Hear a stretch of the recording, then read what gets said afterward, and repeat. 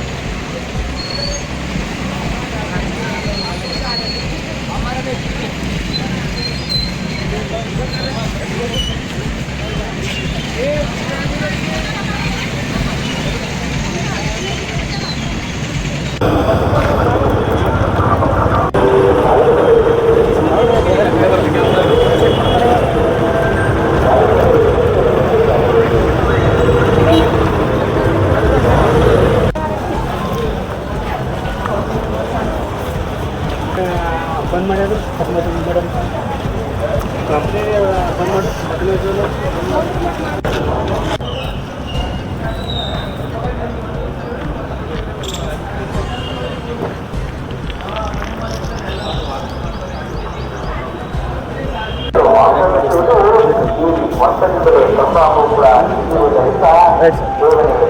ಜಿಲ್ಲಾಡಳಿತ, ಜಿಲ್ಲಾ ಪಂಚಾಯತ್, ಜಿಲ್ಲಾ ಆರೋಗ್ಯ ಮತ್ತು ಕುಟುಂಬ ಕಲ್ಯಾಣ ಇಲಾಖೆ, ಇಂಡಿಯನ್ ಕ್ಯಾನ್ಸರ್ ಸೊಸೈಟಿ ಹಾಗೂ SB Patil dental college, Siddharameshwara college, MC Vasantha college ಅವರ ಎಲ್ಲ ಸಂಯುಕ್ತಾಶ್ರಯದಲ್ಲಿ ಇವತ್ತಿನ ದಿವಸ ನಾವು ವಿಶ್ವ ಕ್ಯಾನ್ಸರ್ ದಿನಾಚರಣೆಯನ್ನು ಜಾಗೃತಿ ಮೂಡಿಸುವ ಒಂದು ಉದ್ದೇಶದಿಂದ ಒಂದು ಜಾಥಾ ಕಾರ್ಯಕ್ರಮವನ್ನು ಹಮ್ಮಿಕೊಂಡಿದ್ದೇವೆ.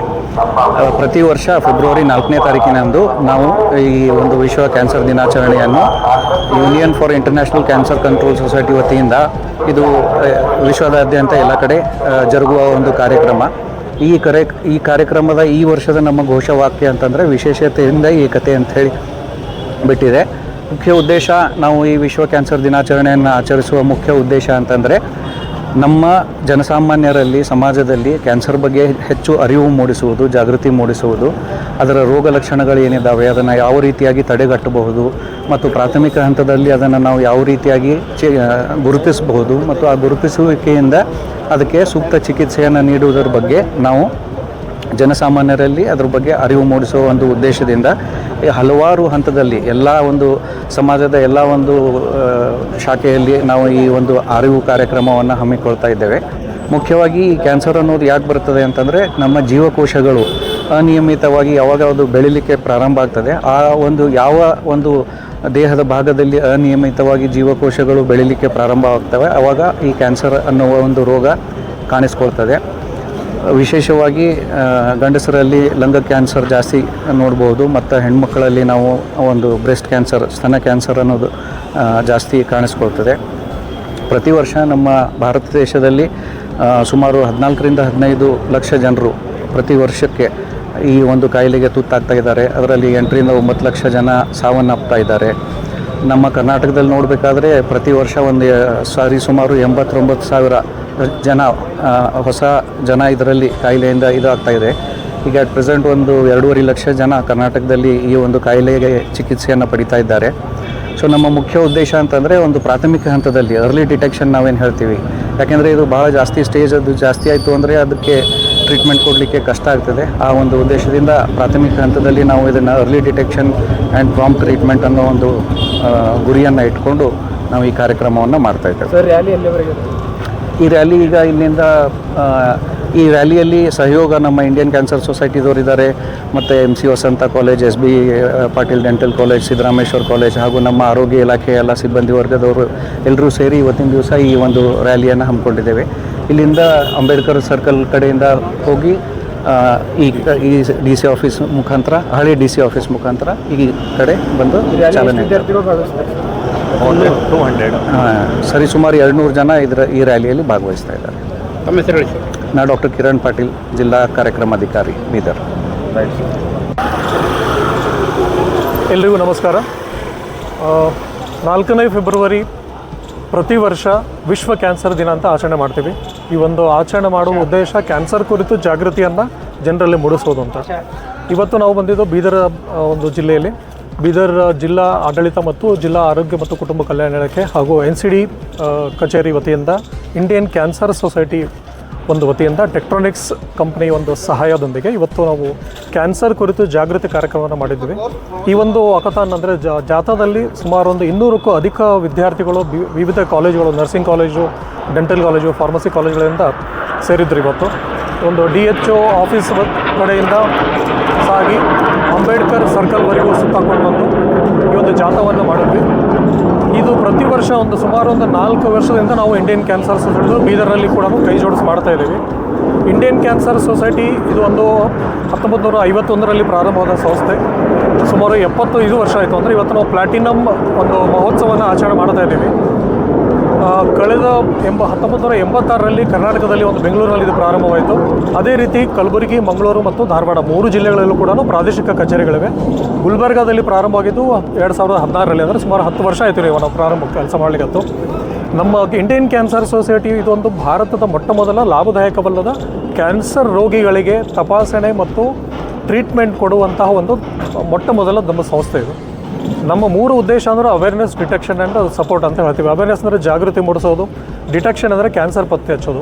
ಕ್ಯಾನ್ಸರ್ ತಪಾಸಣಾ ಶಿಬಿರಗಳನ್ನು ಕೂಡ ನಾವು ಬೀದರ್, ಗುಲ್ಬರ್ಗ, ಯಾದಗಿರಿ ಮತ್ತು ವಿಜಯಪುರ ಜಿಲ್ಲೆಗಳಲ್ಲಿ ಮಾಡ್ತಾ ಇದ್ದೀವಿ. ಇದೇ ವರ್ಷ ಅಂದರೆ 2020-25ರಲ್ಲಿ ಬೀದರ್ ಬಸವ ಕಲ್ಯಾಣ ತಾಲೂಕಿನಲ್ಲಿ ಸುಮಾರು 10 ಉಚಿತ ತಪಾಸಣಾ ಶಿಬಿರಗಳನ್ನು ಮಾಡಿವಿ. ಅದರಲ್ಲಿ ಸುಮಾರು 800ಕ್ಕೂ ಅಧಿಕ ಜನರು, ಸಾರ್ವಜನಿಕರು ಇದಕ್ಕೆ ಭಾಗವಹಿಸಿದ್ರು. ಅವರಿಗೆಲ್ಲನೂ ಕೂಡ ಬಾಯಿ ಕ್ಯಾನ್ಸರ್, ಹೆಣ್ಮಕ್ಳಿಗೆ ಕುರಿತಂತೆ ಸ್ತನ ಕ್ಯಾನ್ಸರ್ ಮತ್ತು ಗರ್ಭಕಂಠದ ಕ್ಯಾನ್ಸರ್ ಪರೀಕ್ಷೆಯನ್ನು ಉಚಿತವಾಗಿ ಮಾಡ್ತೀವಿ. ಆ ತಪಾಸಣಾ ಶಿಬಿರದಲ್ಲಿ ಏನಾದರೂ ಅನುಮಾನಾಸ್ಪದ ಕಂಡು ಬಂದಂಥವರಿಗೆ ಮತ್ತೆ ಪುನಃ ಅವರಿಗೆ ಫೋನ್ ಮುಖಾಂತರ ಕಾಲ್ ಮಾಡಿ, ಗುಲ್ಬರ್ಗಾದಲ್ಲಿರುವಂಥ ಕಿದ್ವಾಯಿ ಕ್ಯಾನ್ಸರ್ ಆಸ್ಪತ್ರೆ, ಅದೊಂದು ಗೌರ್ಮೆಂಟ್ ಹಾಸ್ಪಿಟಲ್ ಅದು, ಆ ಆಸ್ಪತ್ರೆಗೆ ಮತ್ತೆ ಅವ್ರಿಗೆ ಕರೆಸ್ತೀವಿ, ಹೆಚ್ಚಿನ ಪರೀಕ್ಷೆಗೆ ಒಳಪಡಿಸ್ತೀವಿ. ಅಲ್ಲಿಯೂ ಕೂಡ BPL ಕಾರ್ಡ್ ಹೊಂದಿರುವಂಥವ್ರಿಗೆ ಎಲ್ಲನೂ ಉಚಿತವಾಗಿ ಅಲ್ಲೇ ಸರ್ವಿಸನ್ನು ಕೊಡ್ತಾರೆ ಅವರು. ಅಲ್ಲೇನಾದರೂ ಕಂಡು ಬಂತು ಅಂದರೆ ಕ್ಯಾನ್ಸರ್ ಏನಾದರೂ ಪತ್ತೆ ಆಯಿತು ಅಂದರೆ ಅವರಿಗೆ ಪುನಃ ಮತ್ತೆ ಅಲ್ಲಿ ಟ್ರೀಟ್ಮೆಂಟ್ ಕೂಡ ಉಚಿತವಾಗಿ ನಡೆಸ್ತೀವಿ. ಈ ಪ್ರತಿಯೊಂದು ಉಚಿತ ತಪಾಸಣಾ ಶಿಬಿರಗಳನ್ನು ನಡೆಸುವುದು ನಾವು ಪ್ರಾಥಮಿಕ ಆರೋಗ್ಯ ಕೇಂದ್ರಗಳಲ್ಲಿ ಮತ್ತು ಉಪಕೇಂದ್ರಗಳಲ್ಲಿ. ಪ್ರಾಥಮಿಕ ಆರೋಗ್ಯ ಕೇಂದ್ರಗಳಲ್ಲಿ ನಾವು ತಪಾಸಣೆ ಮಾಡೋದಕ್ಕಿಂತ, ಅದರ ಶಿಬಿರಗಳನ್ನು ಮಾಡೋದಕ್ಕಿಂತ ಮುಂಚೆ 4-5 ದಿವಸ ಮೊದಲು ಆಶಾ ಕಾರ್ಯಕರ್ತರಿಗಾಗಿ ಉಚಿತ ಆರೋಗ್ಯ ಕ್ಯಾನ್ಸರ್ ಕುರಿತು ಜಾಗೃತಿ ಕಾರ್ಯಕ್ರಮ ಮಾಡ್ತೀವಿ. ಸುದೀರ್ಘವಾಗಿ 3 ತಾಸುವರೆಗೂ ಅವರಿಗೆ ಕ್ಯಾನ್ಸರ್ ಬಗ್ಗೆ ತಿಳುವಳಿಕೆ ಹೇಳ್ತೀವಿ. ಇದರ ಉದ್ದೇಶ ಅವರಿಗೆ ಯಾಕೆ ನಾವು ಟಾರ್ಗೆಟ್ ಮಾಡಿ ಹೇಳ್ತೀವಿ ಅಂತಂದರೆ, ಆಶಾ ವರ್ಕರ್ಸ್ ನಿಮಗೆ ಎಲ್ಲರಿಗೂ ಗೊತ್ತಿದ್ದಂಗೆ ಪ್ರತಿಯೊಂದು ಗ್ರಾಮದಲ್ಲಿ ಪ್ರತಿಯೊಬ್ಬರ ಮನೆಗೂ ಒಂದೊಂದಿಲ್ಲ ಕಾರ್ಯಕ್ರಮಕ್ಕೆ ಮನೆಗೆ ಹೋಗ್ತಾ ಇರ್ತಾರೆ. ಸೊ ಮನೆಗೆ ಹೋದಾಗ ಯಾರಿಗಾದರೂ ಈ ಕ್ಯಾನ್ಸರ್ ಲಕ್ಷಣ ಏನಾದರೂ ಕಂಡು ಬಂತು ಅಂದರೆ ಆ ಲಕ್ಷಣ ಕಂಡು ಹಿಡಿದು ಅವ್ರಿಗೆ ಆಸ್ಪತ್ರೆಗೆ ಕರ್ಕೊಂಡ್ಬಂದು ಸೇವೆಯನ್ನು ಸಲ್ಲಿಸ್ತಾರೋ ಅದಕ್ಕೆ ನಾವು ಇಂಟರ್ವೆನ್ಷನ್ ಅಂತ ಹೇಳ್ತೀವಿ. ಅಂದರೆ ರೋಗಿಗೆ ರೋಗ ಬಂದಿದ್ದು ಗೊತ್ತಿಲ್ಲ, ಆದರೂ ಕೂಡ ಆಶಾ ಕಾರ್ಯಕರ್ತರು ತಮ್ಮ ಮುಂದಾಲೋಚನೆಯಿಂದ ಅವರಿಗೆ ಲಕ್ಷಣಗಳು ಕಂಡು ಹಿಡಿದು ಆಸ್ಪತ್ರೆಗೆ ಕಳಿಸ್ತಾರೆ. ನಾವಂತೀವಿ ಒಂದು ಕ್ಯಾನ್ಸರ್ ಪೇಷಂಟ್ಗೆ ನಾವು ಜೀವ ಉಳಿಸ್ತೀವಿ ಅಂದ್ರೆ ಒಂದು ಕುಟುಂಬವನ್ನೇ ಉಳಿಸ್ದಂಗೆ ಆಗ್ತದೆ. ಯಾಕಂದ್ರೆ ನಾವು ಇವತ್ತಾಳೆ ನೋಡ್ತೀವಿ, ಕ್ಯಾನ್ಸರ್ ವಿಪರೀತವಾಗಿ ಬೆಳೀತು. 20 ವರ್ಷ ಕೆಳಗಡೆ ನಾವು ಕ್ಯಾನ್ಸರ್ ಅಂದರೆ ಎಲ್ಲೋ ಒಂದು ಕಡೆ ಕೇಳ್ತಿದ್ವಿ. ಇವತ್ತು ನಾವು ಪ್ರತಿ ಜಿಲ್ಲೆಯಲ್ಲಿ ಕೇಳ್ತೀವಿ, ಪ್ರತಿ ತಾಲೂಕು, ಪ್ರತಿ ಮನೆಯಲ್ಲೂ ಕೊಡುವಂಥ ಕೇಳುವಂಥ ಪರಿಸ್ಥಿತಿ ಕೆಲವೇ ವರ್ಷಗಳಲ್ಲಿ ಬರ್ತಾ ಅಂತ ನುರಿತ ವೈದ್ಯರು ಹೇಳ್ತಾರೆ. ಕಾರಣ ಇದಕ್ಕೆ ಕ್ಯಾನ್ಸರ್ ಬರಲಿಕ್ಕೆ ಇಷ್ಟೊಂದು ಯಾಕೆ ಬರ್ಲಿಕ್ಕೆ ಮೊದಲು ಯಾಕೆ ಬರ್ತಿರ್ಲಿಲ್ಲ ಅಂತಂದ್ರೆ ಇವತ್ತಿನ ನಾವು ಜೀವನ ಶೈಲಿ, ನಾವು ಊಟ ಮಾಡಿದ ಪದ್ಧತಿ ಆಹಾರ ಪದ್ಧತಿ ಇರ್ಬೋದು, ಜೀವನ ಶೈಲಿ ಇರ್ಬೋದು, ವ್ಯಾಯಾಮ ರಹಿತ ಜೀವನ ಇರ್ಬೋದು. ಎಲ್ಲರೂ ಬೆಳಗ್ಗೆ ಎದ್ದ ತಕ್ಷಣ ಊಟ ಮಾಡಿ ಗಾಡಿ ತೊಗೊಂಡು ಆಫೀಸ್ ಬರ್ತೀವಿ ಮತ್ತು ವಾಪಸ್ ಬರ್ತೀವಿ, ಎಲ್ಲೂ ಎಕ್ಸಸೈಸ್ ಆಗ್ತಿಲ್ಲ. ಅದೇ ರೀತಿ ಹೆಣ್ಮಕ್ಳಿಗೆ ಕೂಡ ಎಕ್ಸಸೈಸ್ ಆಗ್ತಿಲ್ಲ. ಸೊ ಮುಖ್ಯ ಉದ್ದೇಶ ನಾವು ಹೇಳೋದು ಅಂತಂದರೆ ಸರಿಯಾದ ವ್ಯಾಯಾಮ ಇರಬೇಕು, ಆಹಾರ ಪದ್ಧತಿ ಸರಿಯಾಗಿರಬೇಕು ಮತ್ತು ನಮ್ಮ ಜೀವನ ಶೈಲಿಯನ್ನು ಸುಧಾರಿಸ್ಕೊಂಡಾಗ ನಾವು ಕ್ಯಾನ್ಸರ್ನಿಂದ ಬಹುತೇಕವಾಗಿ ದೂರ ಇರಲಿಕ್ಕೆ ಸಾಧ್ಯ ಆಗ್ತದೆ. ಕ್ಯಾನ್ಸರ್ ಒಂದು ಇಂಥ ರೋಗ, ಅದನ್ನು ಮೊದಲನೇ ಹಂತದಲ್ಲಿ ನಾವು ಏನಾದರೂ ಪತ್ತೆ ಹಚ್ಚಿದರೆ ಸುಮಾರು 80ರಷ್ಟು ಕ್ಯಾನ್ಸರ್ಗಳನ್ನು ನಾವು ಮೊದಲನೇ ಹಂತದಲ್ಲಿ ಪತ್ತೆ ಹಚ್ಚಿದಾಗ ಸಂಪೂರ್ಣವಾಗಿ ಗುಣಪಡಿಸ್ಬೋದು ಅಂತ ವೈದ್ಯರು ಹೇಳ್ತಾರೆ. ಅಂದರೆ ಕ್ಯಾನ್ಸರ್ ಒಂದು ಹಿಂದಕ್ಕೆ ಹೇಳ್ತೀವಿ ನಾವು ಮಾರಕ ರೋಗ ಅಂತ ಹೇಳ್ತೀವಿ, ಆದರೆ ಇವತ್ತು ನಾವು ಮಾರಕ ಅಂತ ಹೇಳೋಂಗಿಲ್ಲ. ಯಾಕಂದರೆ ಲಕ್ಷಣಗಳು ಸಾಕಷ್ಟು ಗೊತ್ತಾಗ್ತವೆ, ಜನರಿಗೆ ಗೊತ್ತಾಗಬೇಕು. ಆ ಇವತ್ತಿನ ಕಾರ್ಯಕ್ರಮದ ಉದ್ದೇಶನೇ ಅದು, ಜನರಿಗೆ ಕ್ಯಾನ್ಸರ್ ಕುರಿತು ಗೊತ್ತಾಗಲಿ, ಕ್ಯಾನ್ಸರ್ನಿಂದ ದೂರ ಇರಲಿಕ್ಕೆ ಸಹಾಯ ಆಗ್ಬೋದು ಅಂತ. ನಮಸ್ಕಾರ.